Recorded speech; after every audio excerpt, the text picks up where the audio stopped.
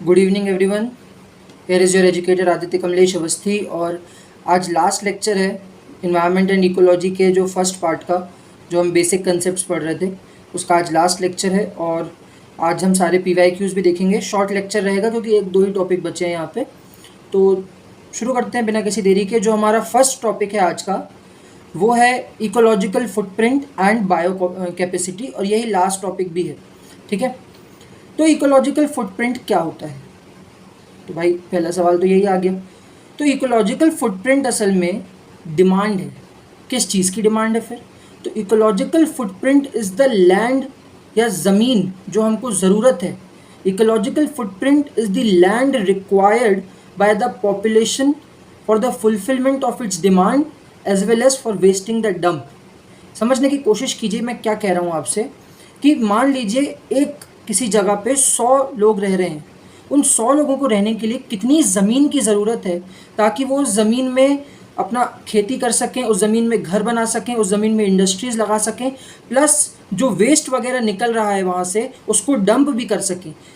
कहने का मतलब ये है कि ecological footprint is the demand of land, productive land which is required by the population. ठीक है, इसको कहा जाता है इकोलॉजिकल फुटप्रिंट। डेफिनेशन देखिए, ecological footprint is the productive area required by the population to fulfill demands and decompose waste। क्या क्या demand है, कितने लैंड की डिमांड है, और क्योंकि ज़मीन की बात हो रही है, कितनी ज़मीन चाहिए, it is measured in global hectares, it is not measured in any other thing. कोई और चीज़ में नहीं नापा जाता है, इसको हेक्टेयर में नापा जाता है, ग्लोबल हेक्टेयर में, कि आखिर हमारी जो पॉपुलेशन है, मोर देन 8 बिलियन पॉपुलेशन अभी जो वर्ल्ड में है, उस पॉपुलेशन को सस्टेन करने के लिए कितना लैंड ज़रूरत है, कितने लैंड की आवश्यकता है, कितना ग्लोबल हेक्टेयर चाहिए, दैट इज़ इकोलॉजिकल फुटप्रिंट। ठीक है, क्या है ये इकोलॉजिकल फुटप्रिंट। एंड तो फिर सवाल उठता है कि सर बायो कैपेसिटी क्या है? तो बायो कैपेसिटी इसी डिमांड को सप्लाई करना है। तो मैं आपसे ये कह रहा हूँ कि the demand required is ecological footprint and the capacity of ecosystem to supply that demand is called bio capacity. मतलब हम मांग कर रहे हैं कि हमको बहुत सारी ज़मीन चाहिए, और इकोसिस्टम कह रहा है मैं आपको इतनी ज़मीन दे सकता हूँ सस्टेन करने के लिए जितनी इकोसिस्टम दे सकता है, that is bio capacity. Bio capacity मतलब वो कितनी डिमांड झेल सकता है हमारा इकोसिस्टम, क्या कैपेसिटी है उसकी डिमांड झेलने की, वो बायो कैपेसिटी। ठीक है, एक एस्टिमेट के हिसाब से प्रेजेंट कंडीशन में, in present scenario,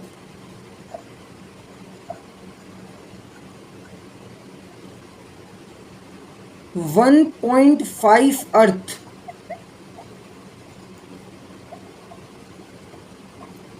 is required,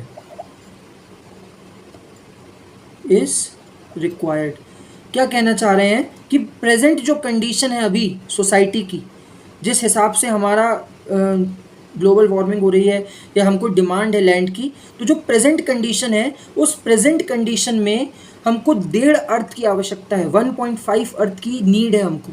लेकिन हमारे पास अर्थ तो एक ही है।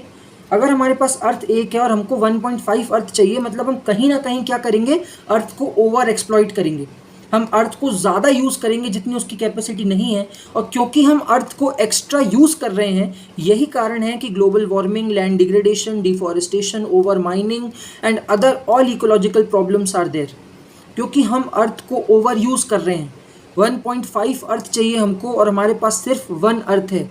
इसीलिए एक जो UNFCCC हुआ है, जो अभी स्टॉकहोम +50 हुआ है, ये सब पढ़ेंगे अपन बाद में, इसकी थीम क्या थी, ओनली 1 अर्थ, कि केवल एक ही अर्थ है हमारे पास। जो 1.5 अर्थ के हिसाब से हम अपने रिसोर्सेज को यूज़ कर रहे हैं, उतनी अर्थ नहीं है हमारे पास। ठीक है, इसको अब ज़रा डेफिनेशंस जो वेबसाइट्स में मिलती है उनसे पढ़ने की कोशिश करते हैं। Impact of human activities measured in terms of area, कितना एरिया ज़रूरत है हमको, of biologically productive land and water required to produce goods, consume and assimilate the waste generated। बहुत हैवी लैंग्वेज में लिखा है, मैंने आपको बहुत सिंपल भाषा में बता दिया कि कितनी ज़मीन चाहिए हमको खुद रहने के लिए, प्रोडक्शन करने के लिए, और जो वेस्ट जनरेट हो रहा है उसको डिकम्पोज करने के लिए। That is called ecological footprint, that is amount of land required. ठीक है, और किस में नापा जाता है? It is measured in global hectare. ठीक है, बायो कैपेसिटी क्या है? Ecosystems capacity to produce biological materials, कितना प्रोड्यूस कर सकता है इकोसिस्टम, जो डिमांड हमको है उसके लिए इकोसिस्टम कितना प्रोड्यूस कर रहा है। Biological materials used by people and to absorb waste material. देखो ऊपर क्या बात हुई थी? टू एसिमिलेट वेस्ट जनरेटेड, हमको ज़मीन की ज़रूरत है कि ताकि हम वेस्ट उसमें डंप कर सकें। इकोसिस्टम कैपेसिटी क्या है? इकोसिस्टम कितना वेस्ट डंप करवा सकता है, वो इकोसिस्टम की कैपेसिटी है। Generated by humans under management schemes, extraction, etc. is called biocapacity. It is measured or calculated in global hectare unit. So capacity of ecosystem to supply this demand is called biocapacity and the demand is called ecological footprint. ठीक है, demand supply का concept है simple से। अब इसको समझिए, अगर ecological footprint EPF कम है किससे? बायो कैपेसिटी से। मतलब हमको कहने का मतलब ये है कि हमको ज़रूरत आधी अर्थ की पड़े और हमारे पास एक अर्थ हो, मतलब हमारे पास रिसोर्सेज ज़्यादा हों और ज़रूरत हमको रिसोर्सेज की कम हो, ऐसी कंडीशन को कहा जाएगा सरप्लस। हमारे पास बहुत ज़्यादा रिसोर्सेज हैं तो वो सरप्लस कंडीशन है, और ये एक अच्छी कंडीशन होती है। अगर मैं आपसे कहूँ कि इकोलॉजिकल फुटप्रिंट और बायो कैपेसिटी बराबर है तो वो इक्वल हो जाएगा, लेकिन जो रियलिटी है वो क्या कहती है कि जो इकोलॉजिकल फुटप्रिंट है मेरे भाई, इकोलॉजिकल फुटप्रिंट जो है वो बायो कैपेसिटी से बहुत ज़्यादा है, वो बायो कैपेसिटी से बहुत ज़्यादा है। एक एस्टिमेट मैंने ऊपर बताया कि हमारा जो कैपेसिटी है वो 1 अर्थ की है, लेकिन जो डिमांड है वो कितनी है? 1.5 अर्थ की है। तो इस कंडीशन को क्या कहते हैं हम? डेफिसिट। इस कंडीशन को क्या कहा जाता है? डेफिसिट या घाटा। और जब कभी भी डेफिसिट होगा तो हमें हमेशा नुकसान झेलना पड़ेगा। अब इस अर्थ ओवरशूट डे क्या है? एक सेकंड रुकिए और एक सिनेरियो समझने की कोशिश कीजिए। मान लीजिए एक बंदे को, किसी एक व्यक्ति को हर साल खर्च करने के लिए 1000 रुपये मिलता है। ठीक है, उसके घर वाले उसको एक साल में 1000 रुपये देते हैं और वो कहते हैं ये तुम्हारे ऊपर है कि 1000 रुपये तुम पहली तारीख को खर्च कर दो या 1000 रुपये तुम पूरे साल खर्च ना करो, बचा बचा के चलो, ये तुम्हारे ऊपर है। ठीक है, लेकिन ये पाया गया कि वो जो व्यक्ति है वो 1000 रुपये जो है वो साल ख़त्म होने से पहले ही खर्च कर देता है। वो साल अगर मान लीजिए जून में उसका 1000 रुपये ख़त्म हो गया, तो बाकी बचे हुए जो महीने हैं, बाकी बचा हुआ जो साल है, अब उसमें वो उसके पास पैसा नहीं है, तो वो क्या करेगा? अगले साल का जो 1000 रुपये है ना उसको यूज़ करना शुरू कर देगा। अगले साल के जो 1000 रुपये उसको मिलने थे वो 1000 रुपये का इस्तेमाल वो करना शुरू कर देगा। ठीक है, तो every year a person has to spend 1000 rupees, लेकिन 1000 रुपये जो हैं वो साल ख़त्म होने के पहले ही ख़त्म हो जाते हैं। ठीक है, तो अर्थ ओवरशूट डे यहीं से निकलेगा। तो जिस दिन मान लीजिए जून में उसके पैसे ख़त्म हुए, तो जून में जिस तारीख को उसके पैसे ख़त्म हुए, मतलब उसका जो खर्च है वो ओवरशूट कर गया। किसके ओवरशूट कर गया? उसके सप्लाई के। वो क्या कर गया? ओवरशूट कर गया। जिस दिन उसके वो 1000 रुपये ख़त्म होते हैं उस दिन को कहा जाता है ओवरशूट डे। ठीक है, अब इसको अर्थ के कंटेक्स्ट में समझने की कोशिश कीजिए। हमारी जो अर्थ है वो रिसोर्सेज देती है हमको, हम उन रिसोर्सेज का यूज़ करते हैं और ये रिसोर्सेज एक समय के बाद दोबारा बनना शुरू होते हैं। ये रिसोर्सेज लगातार बनते रहते हैं। जैसे एग्जांपल के लिए ग्राउंड वाटर। ठीक है, तो ग्राउंड वाटर अगर हमें पता है हर साल बारिश में हमारा जो ग्राउंड वाटर है वो लगभग 10 क्यूबिक मीटर, एग्जांपल के लिए मान रहे हैं कि 10 क्यूबिक मीटर ग्राउंड वाटर हमारा वापस बनता है। ठीक है, और हम हर साल यूज़ कितना कर रहे हैं? 8 क्यूबिक मीटर। तो कोई दिक्कत नहीं है, 8 हम इस्तेमाल करेंगे, 10 बन जाएगा हर साल, तो हमारा जो सिस्टम है वो चलता रहेगा। लेकिन अगर यही उल्टा हो जाए कि हर साल हम यूज़ करने लग जाएं 20 और बने केवल 10, तो ऐसे में क्या होगा कि हमारा जो ग्राउंड वाटर है वो जल्दी जल्दी ख़त्म होना शुरू हो जाएगा। ठीक है, वो जल्दी जल्दी ख़त्म होना शुरू हो जाएगा। सेम चीज़ अर्थ ओवरशूट डे के साथ आती है। हमारी जो अर्थ है उसके रिसोर्सेज क्या है? लिमिटेड रिसोर्सेज हैं। तो हम एक लिमिटेड रिसोर्सेज ही एक साल में यूज़ कर सकते हैं, लेकिन हमारे वर्ल्ड में क्या देखा जा रहा है कि एक साल में जितने रिसोर्सेज हम यूज़ कर सकते हैं या एक साल में अर्थ जितने रिसोर्सेज दोबारा बना सकती है अपने प्रोसेस के कारण, उतने रिसोर्सेज तो हम आधे साल में ही ख़त्म कर देते हैं। उतने रिसोर्सेज हम आधे साल में ही ख़त्म कर देते हैं, मतलब हम बाकी आधे साल क्या करते हैं, फ्यूचर के रिसोर्सेज को यूज़ करते हैं। तो बस यहीं से कंसेप्ट आता है अर्थ ओवरशूट डे का। अर्थ ओवरशूट डे ये कहता है the day when you and up the resources of a particular year provided by the earth, that day is called earth overshoot day. तो अर्थ ओवरशूट डे क्या है? अर्थ ओवरशूट डे की definition है the day when the capacity ends, जो अर्थ की bio capacity है ना, वो एक साल की जितनी कैपेसिटी है वो जिस दिन खत्म होती है उस दिन को क्या कहा जाता है, अर्थ ओवरशूट डे। मतलब अब हम क्या करेंगे, आने वाले साल के रिसोर्सेज का इस्तेमाल भी शुरू कर देंगे। ये देखिए आप, when the humanity has used, जब इंसानों ने इस्तेमाल कर लिया है क्या, all ecological resources and services, सारे रिसोर्सेज और सर्विसेज जो कि एक अर्थ बनाती है, एक रिन्यू कर सकती है एक साल के अंदर अंदर, वो उस दिन को क्या कहा जाता है, अर्थ ओवरशूट डे। तो भाई ये कैलकुलेट कौन करता होगा अर्थ ओवरशूट डे, कि इस तारीख को हमारे रिसोर्सेज खत्म हो गए, ये कौन कैलकुलेट करता होगा? तो ये कैलकुलेट करता है ग्लोबल फुटप्रिंट नेटवर्क। ये प्रीलिम्स का फैक्ट है, प्लीज़ इसको नोट डाउन करें। ये ऐसे ही पूछ लिया जाता है, हु कॉन्स्टिट्यूट्स या who analyses earth overshoot day. ये क्वेश्चन आया हुआ है अर्थ ओवरशूट डे पे, आप जाके चेक भी कर सकते हो। अर्थ ओवरशूट डे पे क्वेश्चन आया हुआ है और सिंपल क्वेश्चन था, the day when resources of an ecosystem ends of a particular year, उसको क्या कहा जाता है, it is called earth overshoot day. और इसको कौन निकालता है, ग्लोबल फुटप्रिंट नेटवर्क। ठीक है, अब यहाँ पे देखो हर एक देश का अलग अलग हर एक देश का अलग अलग ओवरशूट डे होता है। एग्जाम्पल के लिए देखो, जैसे जो कतर है वो अपने सारे रिसोर्सेज कब ख़त्म कर देता है, 9 फरवरी को। ये हर साल का अलग अलग होता है, लेकिन 2021 की रिपोर्ट के हिसाब से कतर जो है वो 9 फरवरी को अपने एक साल के रिसोर्सेज ख़त्म कर देता है। मतलब बाकी वो 8 महीने या बाकी 10 महीने क्या करता है कतर, अगले साल के रिसोर्सेज यूज़ करता है। सेम लग्जमबर्ग के साथ है, देखो वो 15 फरवरी को ख़त्म कर देता है। लेकिन कुछ देश ऐसे भी होंगे जो बहुत ज़्यादा इन्वायरमेंट फ्रेंडली होंगे, जैसे कि हमारा साओ टोम और प्रिंसिप, ये 27 दिसंबर तक अपने रिसोर्सेज चला लेते हैं। इंडोनेशिया ये 18 दिसंबर तक अपने रिसोर्सेज चला लेता है। तो एक आध हम एग्जांपल याद रख सकते हैं जिसको हम मेंस में लिख सकें। बाकी ये हर साल नई रिपोर्ट आती है। ये डेट क्या बताती है कि इंडोनेशिया 18 दिसंबर तक अपने रिसोर्सेज चला रहा है। मतलब इंडोनेशिया का जो अर्थ ओवरशूट डे है वो 18 दिसंबर है, बहुत लेट है। मतलब इंडोनेशिया नेक्स्ट ईयर के रिसोर्सेज को इतना इस्तेमाल नहीं कर रहा। लेकिन ऐसे जो देश हैं, कतर हो गया, लग्जमबर्ग हो गया, ये बहुत ज़्यादा ही यूज़ कर रहे हैं रिसोर्सेज को। ठीक है, तो ये एनवायरनमेंट के लिए फ्रेंडली नहीं है। बस अर्थ ओवरशूट डे यहाँ ख़त्म होता है। डिकेड ऑफ इकोसिस्टम रिस्टोरेशन 2030, मैंने पहले ही बताया था, यूनाइटेड नेशन ने घोषित किया है। 2020 से 21 से लेकर 2030 तक के साल को क्या बोला जाएगा, इकोसिस्टम रिस्टोरेशन का डिकेड बोला जाएगा। इसके साथ 2-3 जो इनिशिएटिव्स हैं वो और हैं, जैसे कि UN decade for ocean science for sustainable development और UN decade for family farming मतलब पॉपुलेशन पॉलिसी के लिए है, फैमिली प्लानिंग के लिए, कितने पॉपुलेशन होनी चाहिए एक फैमिली में, उससे रिलेटेड है। ठीक है, and international decade for action on water for sustainable development. ये सारे आप पढ़ने के लिए पढ़ सकते हो, कभी नहीं आएगा ये। ठीक है, कभी नहीं पूछेगा, मैं गारंटी देता हूँ आपको। वो प्रीवियस ईयर पेपर्स आप एनालाइज करोगे ना तो आपको समझ में आ जाएगा, ये सब नहीं पूछता है, ये तो सिर्फ लिखने के लिए है। क्या मेन 3 गोल्स हैं, वही सारी अच्छी बातें कि रीजनल लेवल पे, नेशनल लेवल पे और लोकल लेवल पे कमिटमेंट करनी है और एक्शन करना है। किस चीज़ के लिए, बचाओ, halt and reserve the degradation of ecosystem, रोको और रिवर्स कर दो, जितना इकोसिस्टम बर्बाद हुआ है उसको उतना ही बेहतर कर दो। कौन सा फीडबैक बोलते हैं इसको, कौन सा फीडबैक है, कल पढ़ाया था।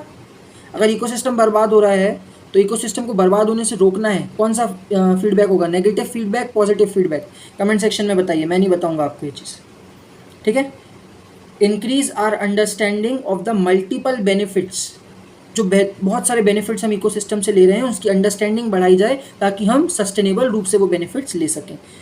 नॉलेज शेयरिंग बेहतर करो, एजुकेशन बढ़ाओ, अवेयरनेस करो, वही सारी अच्छी बातें यहाँ पे आएंगी। तो यहाँ पे हमारा जो फर्स्ट बेसिक्स थे वो ख़त्म होते हैं एनवायरनमेंट एंड इकोलॉजी के। अब कुछ प्रीवियस ईयर क्वेश्चंस पे जाते हैं। प्रीवियस ईयर क्वेश्चंस पे चलने से पहले जो प्रीवियस ईयर क्वेश्चन में कुछ कंसेप्ट्स हैं मैं वो आपको समझाना चाहता हूँ। ये डायग्राम देखिए ज़रा, ये एक समुद्र का सीन है। ठीक है, हमने एक डिपिक्ट करने की कोशिश करी है। समुद्र में जो ऊपर का पानी होता है ना, जिसको मैंने लाइट ब्लू कलर से दिखाया है, ये ऊपर का पानी कैसा होता है, वार्म वाटर होता है, ये गर्म पानी होता है, ये जो है ये गर्म पानी होता है, और नीचे का जो डार्क कलर से दिखाया है पानी वो कोल्ड वाटर होता है। अब होता क्या है, जिस तरफ ये आपको रेड एरो जाते हुए दिख रहे हैं ना, जिस तरफ से ये एरो जाते हुए दिख रहे हैं आपको, ये वाले, ये जो एरो जा रहे हैं, ये एरो है हवा के एरो, ट्रेड विंड चल रही है। ये ज्योग्राफी के लेक्चर्स अगर मेरे को टाइम मिला तो मैं बनाऊंगा आपके लिए, तो वहाँ आप ये सब दिखना। तो क्या हो रहा है, एक हवा चल रही है, अभी सिर्फ इतना समझिए। तो हवा क्या करेगी, ये जो गर्म पानी है, जो ऊपर का लाइट ब्लू कलर से वाटर है, इसको खिसका देगी। पानी बहेगा तो इस तरफ चला जाएगा। जब गर्म पानी खिसकेगा तो इसके रिजल्ट में क्या होगा, नीचे से जो ठंडा पानी है, एक सेकेंड,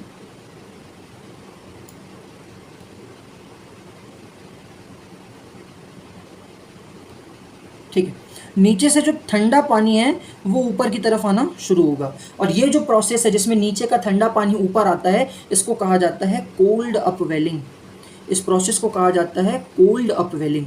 नीचे का ठंडा पानी जब ऊपर आता है तो इसको कोल्ड अपवेलिंग बोला जाता है। हम ये क्यों पढ़ रहे हैं कोल्ड अपवेलिंग, जब भी कभी कोल्ड अपवेलिंग होती है तो नीचे का जो ठंडा पानी है जो ऊपर आता है, तो वो अपने साथ क्या लाता है, नीचे रहने वाले कुछ छोटे छोटे ऑर्गेनिजम्स और बहुत सारे न्यूट्रिएंट्स और पोषक तत्व। मतलब वो बहुत ज़्यादा न्यूट्रिएंट्स लेके आता है और छोटे छोटे माइक्रो ऑर्गेनिज्म लेके आता है, जिसको खाने के लिए मछलियाँ आएंगी बाद में। इसीलिए ये जो इलाके रहते हैं, ये वाले जो इलाके रहते हैं जहाँ पे कोल्ड अपवेलिंग होती है, ये इलाके क्या होते हैं, दुनिया के लार्जेस्ट फिशिंग ग्राउंड होते हैं। यहाँ पे सबसे ज़्यादा मछलियाँ पाई जाती हैं। एग्जाम्पल के लिए एक बहुत ही फेमस एग्जाम्पल है हमारे पास, Grand Banks, Grand Banks, Newfoundland, Newfoundland, ये सारे किसके एग्जाम्पल हैं, ये सारे ही एग्जाम्पल हैं जहाँ पे कोल्ड अपवेलिंग हो रही है। और कोल्ड अपवेलिंग होने के कारण क्या हो रहा है, नीचे से न्यूट्रिएंट और छोटे छोटे माइक्रो ऑर्गेनिजम्स ऊपर आ रहे हैं। और क्योंकि ये दोनों ऊपर आ रहे हैं तो उससे क्या होगा, वहाँ पे मछलियाँ ज़्यादा आएंगी और वहाँ पे फिशिंग ग्राउंड्स तैयार होंगे, मछली पालन का एक ऑक्यूपेशन वहाँ पे रेडी होगा। ठीक है, अब हमने ये तो देख लिया इतना। अब हम देखते हैं प्रीवियस ईयर क्वेश्चन। ठीक है, ज़रा इसको हटा देते हैं।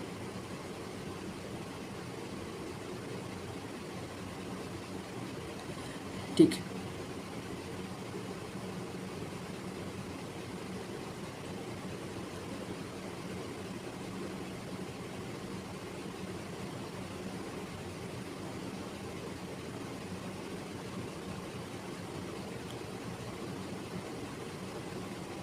अब देखते हैं previous year questions. Previous year questions की सबसे खास बात यह है कि आप जो पढ़ रहे हैं वो बता देता है कि आप सही पढ़ रहे हो कि गलत पढ़ रहे हो। ठीक है, तो वही चीज़ हम देखने की कोशिश करेंगे। सबसे पहला जो प्रीवियस ईयर क्वेश्चन है वो यही है, इसीलिए मैंने आपको ये पहले पढ़ा दिया। अब देखिए इसमें क्वेश्चन क्या दिया हुआ है, in the context of ecosystem productivity. Ecosystem की प्रोडक्टिविटी के कंटेक्स्ट में देखिए, marine upwelling zones are important as they increase the marine productivity by bringing the, क्या ऊपर लाते हैं, क्या वो डिकम्पोजर ऊपर लाते हैं, ऐसा तो हमने नहीं देखा अभी तक।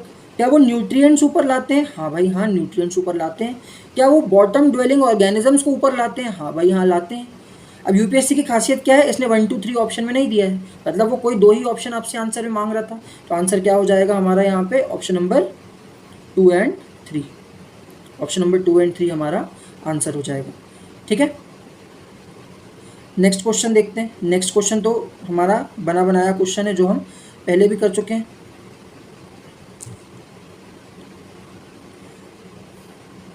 ठीक, which of the following terms describe not only the physical space. ठीक है, क्या बोल रहे हैं, not only the physical space, सिर्फ फिजिकल स्पेस नहीं, occupied by organism but also the functional role. बस यही तो आंसर आ गया अपने पास। Functional role, identity card of an organism क्या होता है, हैबिटेट, कितने रिसोर्सेज हैं, वो क्या काम करता है, किसको कहते हैं, ये है इकोलॉजिकल नीश। क्या है ये चीज़, ये है इकोलॉजिकल नीश। देखा हुआ है हमारा इकोलॉजिकल नीश क्या होता है। एक और चीज़ यहाँ समझने की कोशिश करते हैं। ठीक है, कंसेप्ट तो बहुत सारे हैं लेकिन एक और चीज़ यहाँ देखने की कोशिश करते हैं।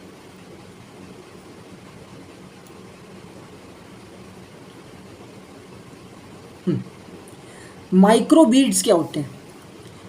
आपने बहुत बार देखा होगा कि बीच वगैरह के आसपास जो बीचेस वगैरह होते हैं वहाँ पे कई लोग सनस्क्रीन लगा के बैठते हैं, सनस्क्रीन लगा के घूमते हैं वो।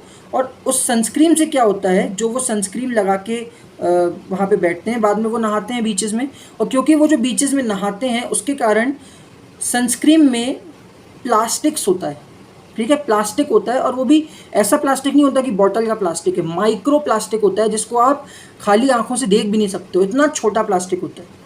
तो इस कंडीशन में क्या होता है, ये जो प्लास्टिक है ना, ये जो प्लास्टिक है, ये एक समय के बाद, अगर आपको ये देखिए, ये क्या है, ये एक कोरल का डायग्राम है, दिस इज अ कोरल। अब इस कोरल में क्या हो रहा है कि कोरल में ये जो माइक्रो बीड्स है ना, ये जो माइक्रो बीड्स हैं, ये माइक्रो बीड्स कोरल में आके चिपक जाती हैं। अब कोरल में क्या होते हैं, छेद होते हैं, पोर्स होते हैं, जिससे वो सांस लेता है, फोटोसिंथेसिस करता है, सारे प्रोसेस करता है।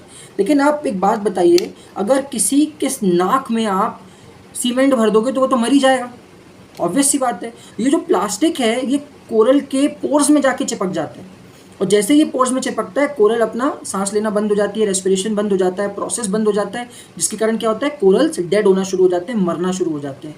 सेम चीज़ फिशेस के साथ होती है। फिशेस इसको इनहेल करती हैं, फिशेस माइक्रोबीड्स को अपने अंदर लेती हैं, और क्योंकि माइक्रोबीड्स कैसे होते हैं, नॉन बायोडिग्रेडेबल, तो ये एक और प्रॉब्लम को जन्म देता है जो हम ऑलरेडी पढ़ चुके हैं, जिसको कहा जाता है बायो एक्यूमुलेशन। पढ़ा हुआ है bio accumulation, Minamata disease, vulture कैसे मरे, सब देखा हुआ है, इसको कहा जाता है बायो एक्यूमुलेशन।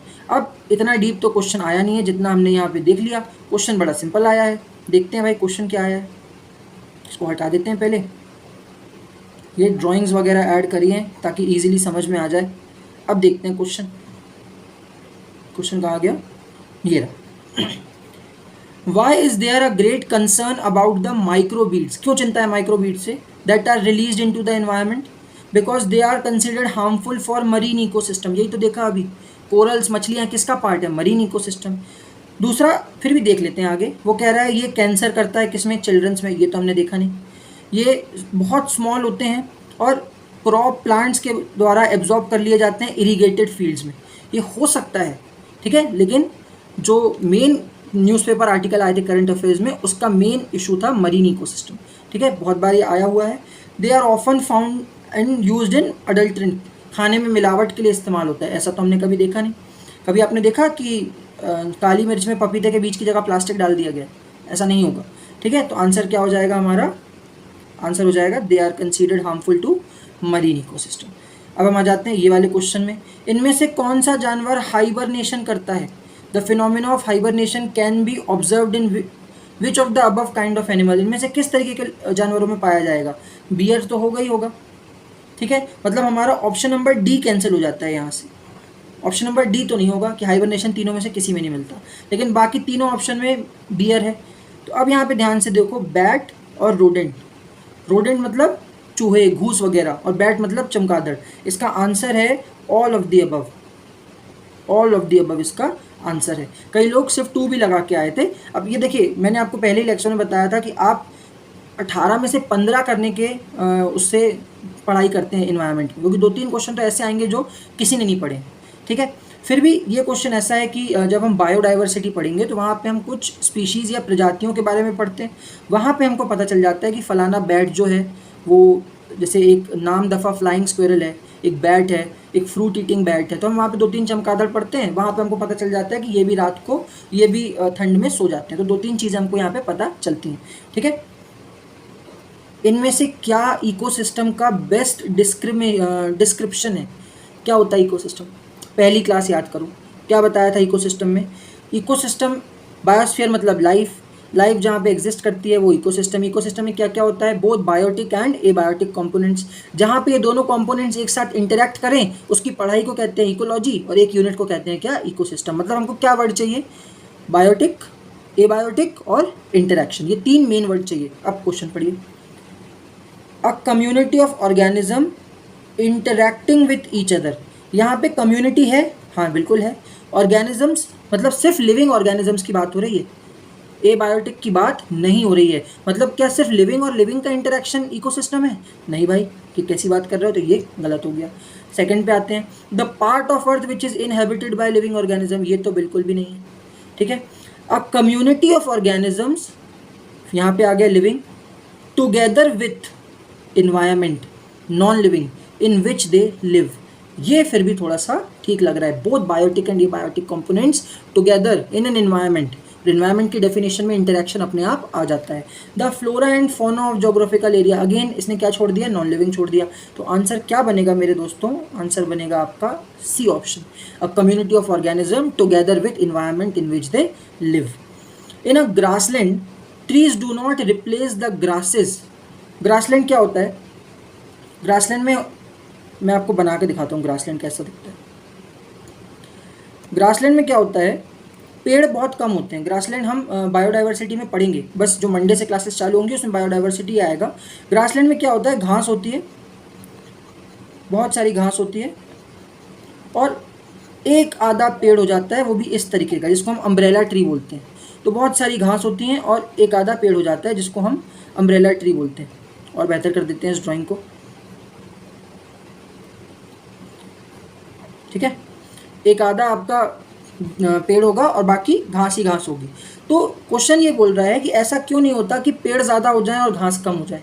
उसका रीज़न क्या है मैं आपको पढ़ाऊंगा, लेकिन इसका रीज़न है लिमिटेड सनलाइट एंड सॉरी ये नहीं है, इसका आंसर है वाटर लिमिट्स एंड फायर। पानी कम होता है और आग लगती रहती है समय में साथ साथ, ठीक है। बिल्कुल अभी ये नहीं सोचना है ये क्वेश्चन तो कहीं नहीं देखा भाई, कहीं इसलिए नहीं देखा क्योंकि अभी पढ़ा ही नहीं है, तो देखा भी नहीं है। ये तो मुझे पता है क्योंकि ये पेपर मैंने दिया हुआ है, तो मैं लगा सकता हूँ। आपको ये बिल्कुल नहीं सोचना है कि हम कैसे लगाएंगे, ये अभी नहीं पढ़ा है अपन ने, ठीक है। ये पीपीटी जो है वो हमारे मैनेजमेंट ने बनाई है, तो उन्होंने ये क्वेश्चन डाल दिया है, ठीक है। बिल्कुल ये नहीं सोचना है कि ये जो पीपीटी है उसमें ये क्वेश्चन आ गया और हमने इकोसिस्टम पढ़ लिया तो ये कैसे बनेगा, नहीं, ये बायोडाइवर्सिटी का क्वेश्चन है। ये कुछ प्रैक्टिस क्वेश्चन है आपके लिए मेंस पर्सपेक्टिव से। कैरिंग कैपेसिटी क्या होती है, फूड वेब क्या होता है, देखेंगे। कुछ और प्रीवियस ईयर क्वेश्चंस देखते हैं, ठीक है। कुछ और प्रीवियस ईयर क्वेश्चंस देखते हैं।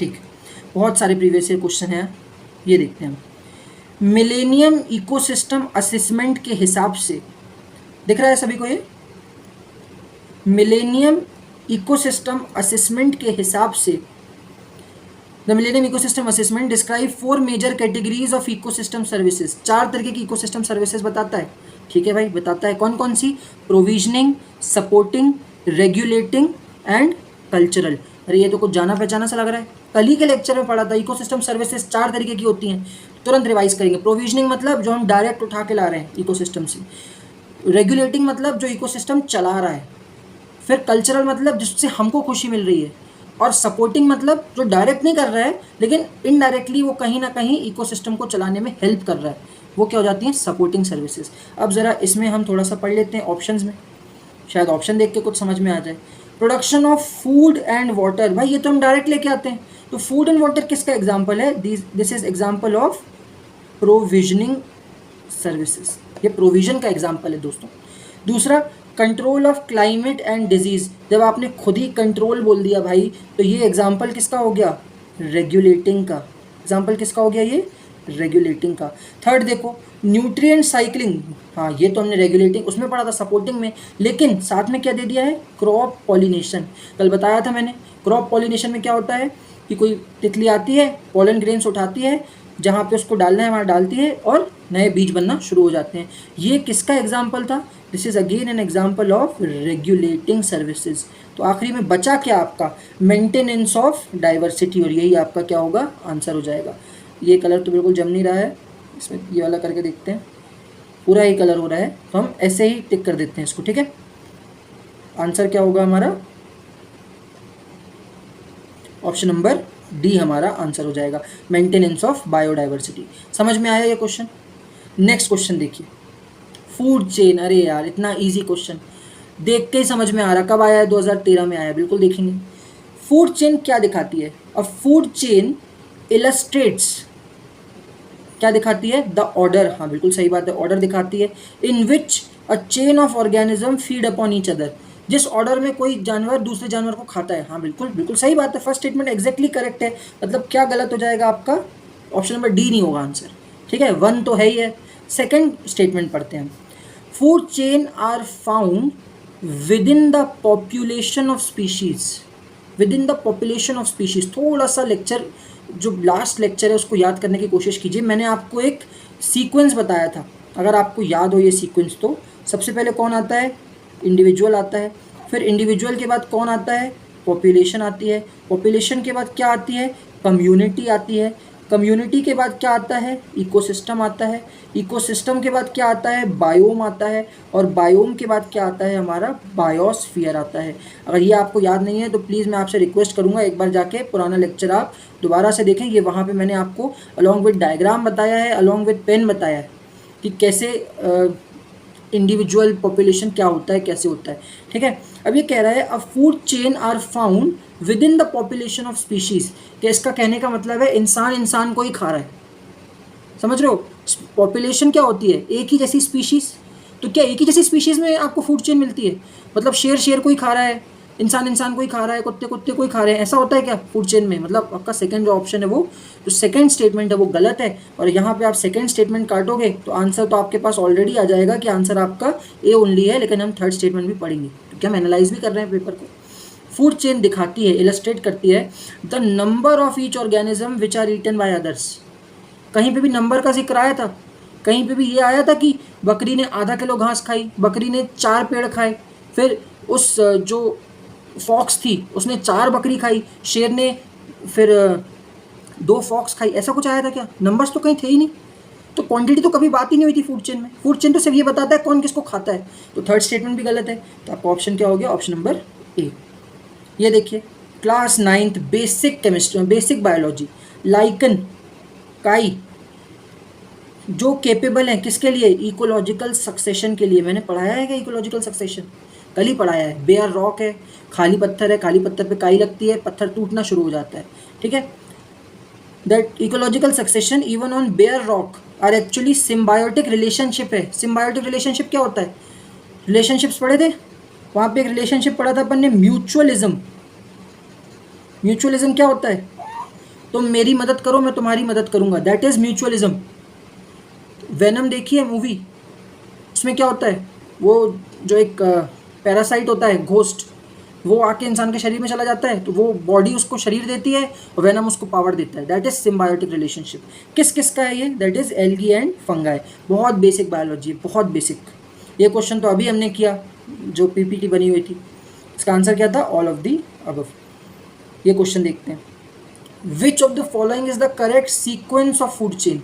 फूड चेन का करेक्ट सीक्वेंस क्या है? अगर आपने लेक्चर ध्यान से देखे हो तो कल मैं आपको जब पॉन्ड इकोसिस्टम में इन्वर्टेड पिरामिड पढ़ा रहा था, बायोमास वाला, याद कीजिए, वहाँ पे मैंने बताया था कि कुछ प्राइमरी प्रोड्यूसर कौन होते हैं? डायटम्स, डायटम्स के बाद फाइटोप्लैंक्टन्स, प्लैंक्टन्स, ये माइक्रो ऑर्गेनिजम्स क्या है? साइनोबैक्टीरिया। ये क्या है? ये किस चीज़ का एग्जाम्पल है? साइनोबैक्टीरिया, डायटम्स, प्लैंक्टन्स, ये एग्जाम्पल है प्राइमरी प्रोड्यूसर्स का। ठीक है, और फूड चेन में सबसे पहले कौन आता है? प्राइमरी प्रोड्यूसर, उसके बाद प्राइमरी कंज्यूमर, उसके बाद सेकेंडरी कंज्यूमर। ये तो बहुत ईजी चीज़ है जो हमको पहले से पता है। अब इसमें देखो, क्रस्टेशियंस क्या होते हैं? बिल्कुल चिंता नहीं करनी अगर नहीं पता है क्रस्टेशियंस क्या होते हैं। ठीक है, ये सारे जानवरों के प्रकार है, बायोडाइवर्सिटी में आता है, इकोसिस्टम में नहीं आता है, लेकिन क्वेश्चन इकोसिस्टम कैटेगरी में इसलिए क्योंकि फूड चेन का क्वेश्चन है।